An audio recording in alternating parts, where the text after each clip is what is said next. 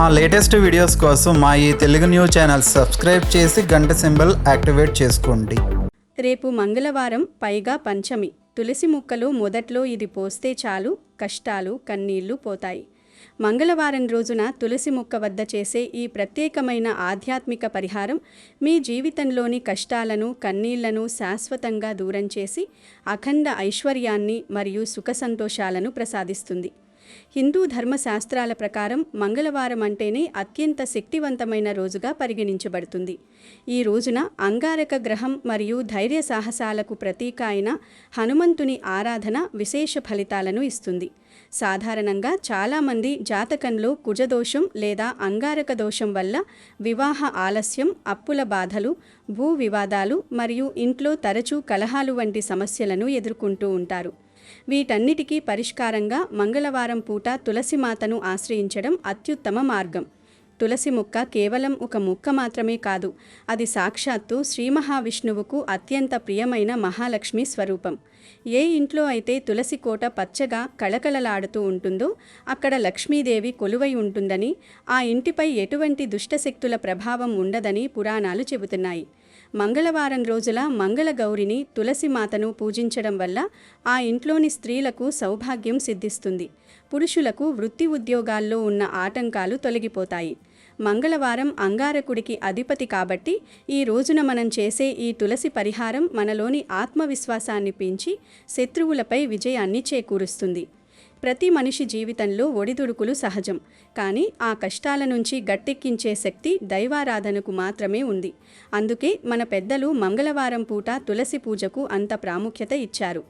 తులసి మొక్కను పూజించడం వల్ల గాలిలోని కాలుష్యం తొలగిపోవడమే కాకుండా ఆధ్యాత్మికంగా మన మనస్సులోని మాలిన్యం కూడా తొలగిపోతుంది. తులసి ఆకులలోని ఔషధ గుణాలు ఆరోగ్యాన్ని ఇస్తే, తులసికి చేసే పూజ మానసిక ప్రశాంతతను ఇస్తుంది. ముఖ్యంగా ఆర్థిక ఇబ్బందులతో సతమతమవుతున్న వారు, అప్పుల ఊబిలో కూరుకుపోయిన వారు ఈ మంగళవారం పరిహారాన్ని తప్పక పాటించాలి.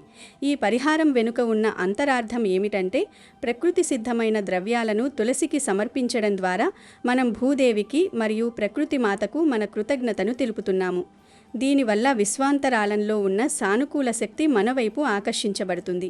మంగళవారం ఉదయాన్నే చేసే ఈ ప్రక్రియ వల్ల రోజంతా ఎంతో ఉత్సాహంగా, ధైర్యంగా ఉండగలుగుతారు. జీవితంలో ఎదురయ్యే సవాళ్లను ఎదుర్కోవడానికి కావలసిన మానసిక శక్తిని తులసికోట వద్ద పొందే ప్రశాంతత మనకు అందిస్తుంది. మరి రేపు మంగళవారం తులసి మొక్కలో మొదట్లో ఏం పోయాలో ఇప్పుడు తెలుసుకుందాము. అంతకన్నా ముందు ఒక కథను విందాము. ఫ్రెండ్స్, మా వీడియో నచ్చితే లైక్ చేసి షేర్ చేయండి. అలాగే మా ఛానల్ని సబ్స్క్రైబ్ చేసుకుని మాకు సపోర్ట్ చేయండి. అలాగే ఓం లక్ష్మీదేవియే నమః అని కామెంట్ చేయండి. అనగనగా లక్ష్మి అనే ఒక ఆవిడ ఉండేది. తన భర్త పేరు సూరయ్య, కొడుకు పేరు వీరయ్య. లక్ష్మి భర్త సూరయ్య మరియు అతని కొడుకు వీరయ్య కలిసి వ్యాపారం చేసేవారు. కానీ లక్ష్మి ఎంతో గర్విష్టి. ఒక అందమైన అమ్మాయిని చూసి తన కొడుకు పెళ్లి చేయాలని అనుకుంటుంది. అందుకోసం పెళ్లి సంబంధాలు కూడా చూస్తుంది.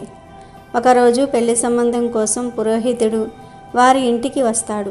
అప్పుడు లక్ష్మి ఆయనతో, పురోహితుడు గారు, నాకు మంచి కట్నంతో పాటు అందమైన కోడలు కూడా కావాలి, ఇది దృష్టిలో పెట్టుకోండి అని అంటుంది.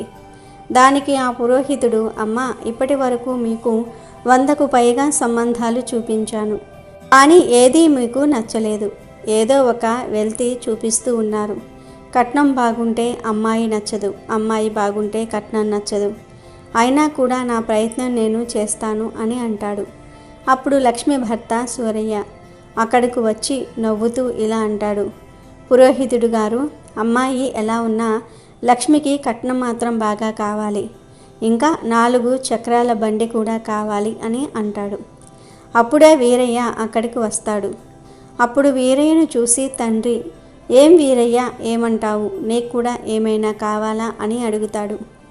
మీకు ఎలా నచ్చితే అలా చేయండి నాన్న, నేను మీకు నచ్చిన అమ్మాయినే పెళ్లి చేసుకుంటాను అంటాడు వీరయ్య. ఇది కదా నా మంచి కొడుకు మాట అని మురిసిపోతారు. లక్ష్మి వచ్చిన ప్రతి సంబంధాన్ని ఫోటో చూసేసి ఏదో ఒక కారణంతో వద్దు అని చెప్పేస్తూ ఉండేది. ఒకరోజు వీరయ్య వ్యాపారం నుండి ఇంటికి వస్తూ ఉంటాడు. ఇంతలో ఒక ట్రక్కు అతన్ని గుద్దుతాడు. దాంతో అతను కింద పడిపోతాడు. అతని తలకు పెద్ద దెబ్బ తగులుతుంది. అక్కడ ఒక అమ్మాయి బండిపైన కొబ్బరి బొండాలు అమ్ముతూ ఉంటుంది. ఆమె వీరయ్యను తన బండిపై పడుకోబెట్టుకుని హాస్పిటల్కు తీసుకువెళ్తుంది. ఆమె గొప్ప తులసి భక్తురాలు.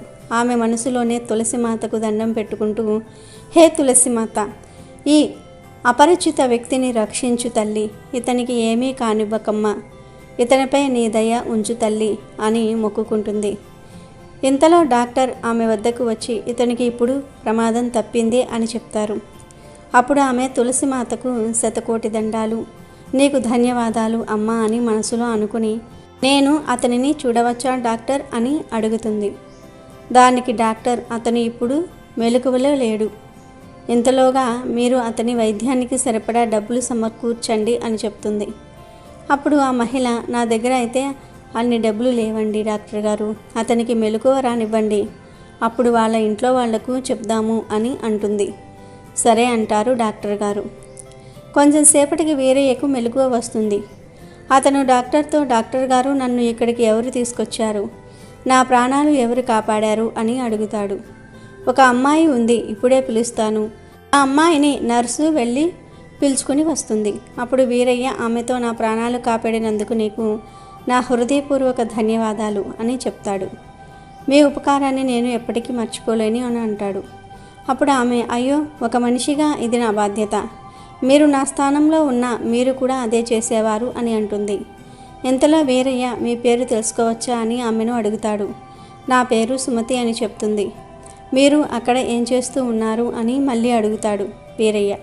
నేను అక్కడ కొబ్బరి బొండాలు అమ్ముతున్నానండి అని చెప్తుంది ఆమె. కొంచెం సేపటి తర్వాత వీరయ్య అమ్మా నాన్న అక్కడికి వస్తారు. వాళ్ళు కూడా సుమతికి ధన్యవాదాలు తెలియజేస్తారు. తర్వాత సుమతి అక్కడి నుంచి వెళ్ళిపోతుంది. కానీ వీరయ్య సుమతి గురించి ఆలోచిస్తూ ఉంటాడు. అతనికి పూర్తిగా తగ్గిపోయాక ఎక్కడైతే ఆమె కొబ్బరి బొండాలు అమ్ముతుందో అక్కడికి వెళ్తాడు. అక్కడికి వెళ్ళి వీరయ్య సుమతితో మాట్లాడుతూ ఉంటాడు. మీ ఇంట్లో ఎవరెవరు ఉంటారు అని సుమతిని అడుగుతాడు. నాకు అమ్మ ఒక్కతే ఉందండి, తనకు పెరాలసిస్ వచ్చింది, అందుకే తను ఏమీ చేయలేదు, అందుకే నేనే అన్నీ చూసుకుంటూ ఉంటాను. 2 ఏళ్ల క్రితమే మా నాన్నగారు చనిపోయారు అని చెప్తుంది సుమతి. సుమతితో మాట్లాడాక వీరయ్య ఇంటికి వస్తాడు. తర్వాత తన తల్లిదండ్రులతో ఇలా అంటాడు. అమ్మ, నాన్న, ఈరోజు నేను జీవించి ఉన్నానంటే అది కేవలం సుమతి వల్లనే. పాపం తను చాలా పేదరాలు. మీకు అభ్యంతరం లేకపోతే నేను తనను పెళ్లి చేసుకోవాలి అనుకుంటున్నాను అని అంటాడు. అప్పుడు లక్ష్మి కంగారుగా, ఏమంటున్నావు బాబు, ఆమె నల్లగా అందవిహీనంగా ఉంది, నువ్వు ఆమెతో ఎలా ఉంటావు అని అంటుంది. దానికి వీరయ్య, నాకు ఆమె ఎలా ఉన్నా ఎలాంటి అభ్యంతరం లేదమ్మా అని అంటాడు. వీరయ్య మాటలు విన్న లక్ష్మి కలలన్నీ కూడా కూలిపోయాయి. అతని పట్టుదల ముందు ఆమె ఆటలేమీ సాగవు. దాంతో ఇష్టం లేకుండానే సుమతిని కోడలిగా చేసుకుంటుంది లక్ష్మి. సుమతి పెళ్ళైన కొన్ని రోజులకే ఆమె తల్లి చనిపోతుంది. సుమతి తులసిమాతకు పరమ భక్తురాలు. ఏం జరిగినా కూడా ఆమె తులసిమాతకు పూజ చేయకుండా ఉండేది కాదు. ఇంటి వనమంతా ఎంతో చక్కగా చేసేది, అందరినీ ఎంతో బాగా చూసుకునేది. కానీ ఆమె ఎలాంటి కట్నం తీసుకురానందున లక్ష్మికి ఆమె అంటే నచ్చేది కాదు. ఎప్పుడు చూసినా ఏదో ఒకటి అంటూ ఉండేది. ఒకరోజు ఆమె సుమతిని పిలిచి, నేను ఇంట్లో పనివాళ్లను మానిపించేస్తున్నాను, ఈ రోజు నుంచి ఇంటి పనంతా కూడా నువ్వే చేయాలి అని అంటుంది. దానికి సుమతి, ఏం పర్లేదు అత్తయ్య, నేను చేసుకుంటాను అని అంటుంది. సుమతి ప్రతిరోజు ఉదయాన్నే 5 గంటలకల్లా లేచేది. ఇంటిని శుభ్రం చేసి స్నానం చేసుకుని తులసిమాతకు పూజ చేసేసింది. హే తులసీమాత, నా కుటుంబంపై నీ దయ ఎప్పుడూ ఉంచమ్మా, మా అందరికీ ఎలాంటి కష్టం రాకుండా చూడు అని పూజిస్తూ ఉండేది. ఒకరోజు సుమతి తులసి పూజ చేస్తున్నప్పుడు లక్ష్మి అక్కడకు వస్తుంది.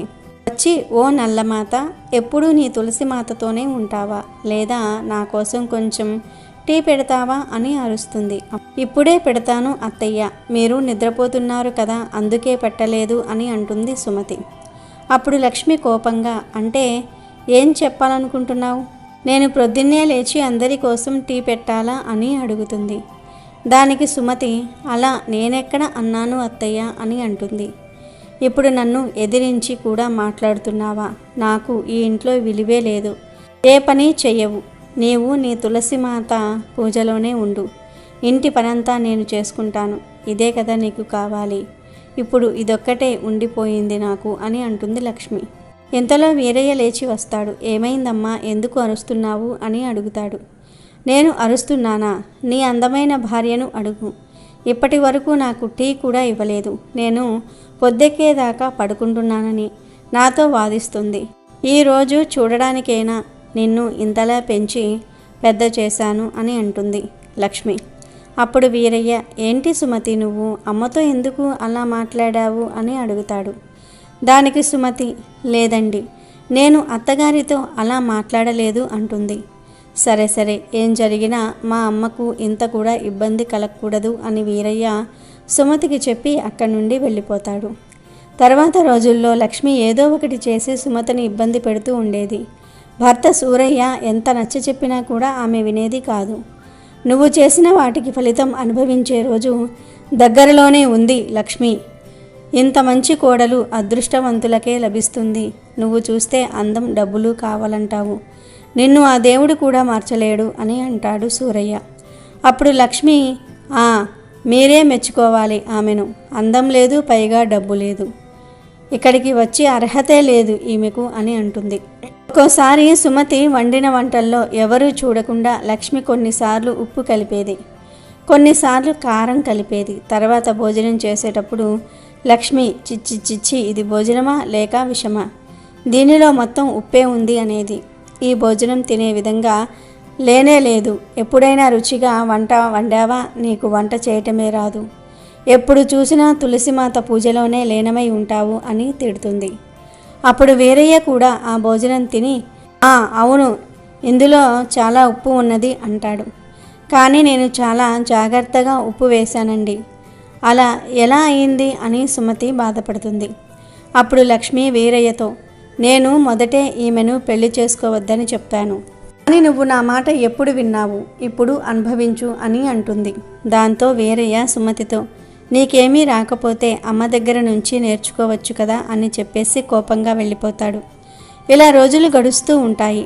సుమతి అత్తగారు పెట్టే బాధలన్నీ కూడా భరిస్తుంది. పెళ్ళై 2 ఏళ్ళు అవుతుంది, కానీ ఇంకా ఆమె తల్లి కాలేదు. ఇప్పుడు లక్ష్మి ఆ విషయం మీద సుమతిని సతాయించడం మొదలు పెడుతుంది. ఒకరోజు ఆమె వీరయ్యతో, ఈమె దేనికి పనికిరాదు వీరయ్య, ఇప్పుడైనా నా మాట విని ఈమెని వదిలేసి 2వ పెళ్లి చేసుకో. అందరం హాయిగా ఉంటాం. అసలు ఈమెలో ఉన్నదేమిటి? ఇప్పటి వరకు ఇంటికి ఒక వారసుని కూడా ఇవ్వలేదు అని అంటుంది. అప్పుడు వీరయ్య కూడా తల్లి మాటలు వినటం మొదలుపెట్టాడు. ప్రతి విషయానికి సుమతిని దోషిగా మాట్లాడేవాడు. అతను కూడా 2వ పెళ్లి గురించి ఆలోచించడం మొదలు పెడతాడు.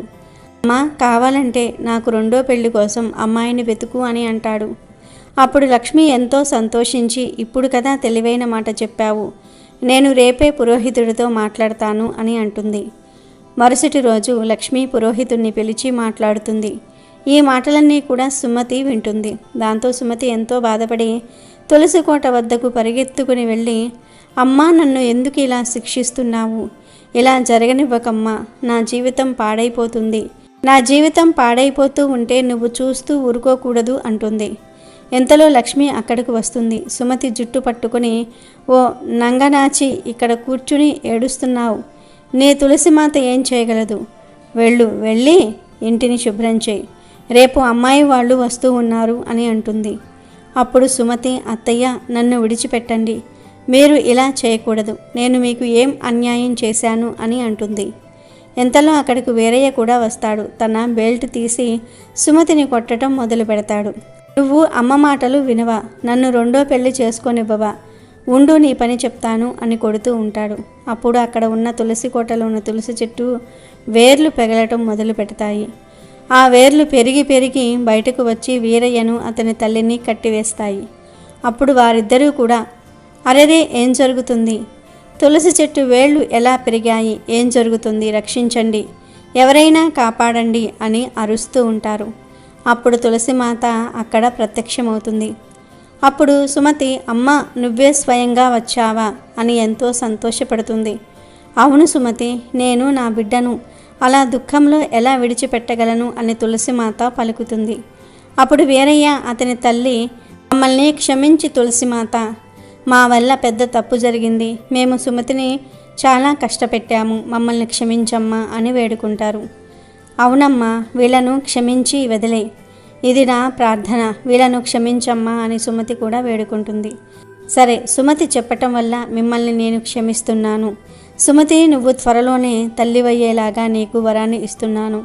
నీకు ప్రపంచంలోని అన్ని రకాలైన సుఖాలు లభిస్తాయి అని వరమిచ్చి తులసిమాత అక్కడి నుంచి అంతర్ధానమైపోతుంది. వీరయ్య ఇంకా అతని తల్లి వారి తప్పులు తెలుసుకుంటారు. మమ్మల్ని క్షమించు సుమతి, నిన్ను ఎప్పుడూ మేము కష్టపెట్టాము. నువ్వు మమ్మల్ని ఎంత బాగా చూసినా కూడా నిన్ను మేము ఎంతో కష్టపెట్టాము. నేను ఎప్పుడు చూసినా అందం, డబ్బు వెనకాలే పరిగెత్తాను. నేను నిన్ను ఎప్పుడూ అర్థం చేసుకోలేదు. నన్ను క్షమించమ్మా అని వేడుకుంటారు. అప్పట్నుంచి లక్ష్మీ, వీరయ్య సుమతితో సరిగ్గా నడుచుకోవటం మొదలు పెడతారు. వాళ్ళు కూడా తులసిమాతకు భక్తులైపోయారు. కొన్ని రోజులకు సుమతికి ఒక బాబు, ఒక పాప పుట్టుతారు. వారి కుటుంబంలో ఆనందానికి అవధులే ఉండవు. అలా తులసిమాత అనుగ్రహంతో సుమతి జీవితం సుఖమయం అయిపోతుంది. ఇక వీడియోలోకి వస్తే, రేపు మంగళవారం ఉదయాన్నే సూర్యోదయానికి ముందే నిద్రలేవడం ఎంతో శుభప్రదం. స్నానాది కార్యక్రమాలు ముగించుకుని శుభ్రమైన ఉతికిన వస్త్రాలను ధరించి మనస్సును ప్రశాంతంగా ఉంచుకోవాలి. ఇప్పుడు ఒక రాగి చెమ్మును తీసుకోవాలి. మన సంప్రదాయంలో రాగి పాత్రకు ఒక విశిష్టమైన ప్రాముఖ్యత ఉంది. రాగి పాత్రలో నీరు ఉంచడం వల్ల ఆ నీటిలో ఉండే దోషాలు తొలగిపోయి అది గంగాజలంతో సమానమైన పవిత్రతను పొందుతుంది. ఆ రాగి చెంబులో నిండుగా శుభ్రమైన మంచినీటిని తీసుకోవాలి. ఇప్పుడు ఈ నీటిని మరింత శక్తివంతంగా మార్చడానికి కొన్ని పవిత్రమైన మరియు సుగంధభరితమైన పదార్థాలను అందులో కలపాలి. మొదటిగా కేవలం ఒక చెంచా పాలను ఆ నీటిలో కలపాలి. పాలు శుభ్రతకు మరియు చంద్రునికి ప్రతీక. ఇది మీ మనస్సులోని చంచలత్వాన్ని తగ్గించి ప్రశాంతతను ఇస్తుంది. ఆ తర్వాత అందులో కొంచెం జవ్వాది పొడిని వేయాలి. జవ్వాదికి ఉన్న సువాసన లక్ష్మీదేవికి ఎంతో ప్రీతికరమైనది. ఇది ధనాకర్షణను కలిగిస్తుంది. అనంతరం ఆ నీటిలో కొన్ని తాజా పూలను వేయాలి. వీలైతే ఎరుపు రంగు పూలను వాడటం మంగళవారానికి మరింత శ్రేష్టం. ఆ తర్వాత అందులో కొంచెం లవంగాల పొడిని చేర్చాలి. లవంగాలు ప్రతికూల శక్తిని, దిష్టి దోషాలను హరిస్తాయి. అలాగే కొంచెం దాల్చిన చెక్క పొడిని కూడా కలపాలి. ఆధ్యాత్మిక శాస్త్రం ప్రకారం దాల్చిన చెక్కకు డబ్బును ఆకర్షించే గుణం ఉంటుంది. వీటితో పాటు కొంచెం యాలకుల పొడిని కూడా వేయాలి. యాలకులు మీ కీర్తిని, గౌరవాన్ని పెంచడానికి తోడ్పడతాయి. ఈ పదార్థాలన్నీ వేసిన తర్వాత ఆ రాగి చెంబును 2 చేతులతో పట్టుకుని భక్తితో తులసి మొక్క వద్దకు వెళ్ళాలి. ఇప్పుడు ఆ చెంబును పట్టుకుని తులసి కోట చుట్టూ భక్తితో 3 ప్రదక్షిణలు చేయాలి. ప్రదక్షిణలు చేసేటప్పుడు మీ కళ్ళు మూసుకుని మీ సమస్యలన్నీ తీరిపోవాలని, మీ ఇల్లు ఆయురారోగ్య ఐశ్వర్యాలతో విలసిల్లాలని మనస్ఫూర్తిగా కోరుకోవాలి. ప్రదక్షిణలు చేస్తున్నంతసేపు ఓం తులస్యై నమః లేదా ఓం నమో నారాయణాయ అనే మంత్రాన్ని జపించడం వల్ల ఫలితం రెట్టింపు అవుతుంది. 3 ప్రదక్షిణలు పూర్తయిన తర్వాత ఆ రాగి చెంబులోని పవిత్ర జలాన్ని చాలా నెమ్మదిగా ఒక ధారలాగా తులసి మొక్క మొదట్లో పోయాలి. ఇలా నీటిని పోసేటప్పుడు ఆ నీటిలోని సుగంధ ద్రవ్యాల వాసనను పీల్చడం వల్ల మీలోని నరాల వ్యవస్థ ఉత్తేజితమై మనస్సు ఉత్తేజంగా మారుతుంది. తులసి మొక్క మొదట్లో ఈ పవిత్ర జలాన్ని పోయడం అనేది ఆ తల్లికి మనం ఇచ్చే ఒక గొప్ప అర్ఘ్యం లాంటిది. ఈ ప్రక్రియ పూర్తయిన తర్వాత తులసి మొక్క దగ్గర ఒక మట్టి ప్రమిదను ఉంచి అందులో ఆవు నెయ్యి లేదా నువ్వుల నూనెను పోసి 2 ఒత్తులు వేసి దీపం వెలిగించాలి. దీపం వెలిగించిన తర్వాత ఆ జ్యోతిని చూస్తూ మీ సంకల్పం చెప్పుకోవాలి. సంకల్పం అంటే మీరు ఈ పూజను ఏ ఉద్దేశంతో చేస్తున్నారో దేవుడికి నివేదించడం. హే తులసీమాత, నా ఇంట్లో ఉన్న కష్టాలు, అప్పుల బాధలు, అనారోగ్య సమస్యలు తొలగించి మా కుటుంబానికి సుఖశాంతులు ప్రసాదించు అని బలంగా అనుకోవాలి. ఈ పరిహారం చేస్తున్నప్పుడు ఎవ్వరితోనూ మాట్లాడకూడదు. పూర్తి ఏకాగ్రత కేవలం పూజపైనే ఉండాలి. ఈ పద్ధతిలో మంగళవారం నాడు తులసికి నీరు పోయడం వల్ల మీ చుట్టూ ఉన్న నెగిటివ్ ఎనర్జీ మొత్తం తొలగిపోయి పాజిటివ్ ఎనర్జీ ప్రవహిస్తుంది. తులసి మొక్క వేర్లకు ఈ సుగంధ ద్రవ్యాలతో కూడిన నీరు అందడం వల్ల ఆ మొక్క నుంచి వెలువడే ప్రాణవాయువు మరింత పవిత్రంగా మారి మీ ఇంటి వాతావరణాన్ని మారుస్తుంది. ముఖ్యంగా రాగి, పాలు, జవ్వాది, దాల్చిన చెక్క వంటి పదార్థాలు ప్రకృతిలోని పంచభూతాలను శాంతింపజేస్తాయి. దీనివల్ల జాతకంలోని గ్రహ దోషాల తీవ్రత తగ్గుతుంది. చాలామందికి తెలిసి ఉండదు కానీ తులసి కోట వద్ద సంకల్పం చెప్పుకుంటే అది నేరుగా ఆ పరమాత్ముడికి చేరుతుంది. ఈ పరిహారాన్ని వరుసగా 7 మంగళవారాలు లేదా కనీసం 3 మంగళవారాలు చెయ్యడం వల్ల మీ జీవితంలో మీరు ఊహించని మార్పులను చూస్తారు. ఆగిపోయిన పనులు సాఫీగా సాగుతాయి, ధన ఆదాయ మార్గాలు పెరుగుతాయి మరియు మనశ్శాంతి లభిస్తుంది.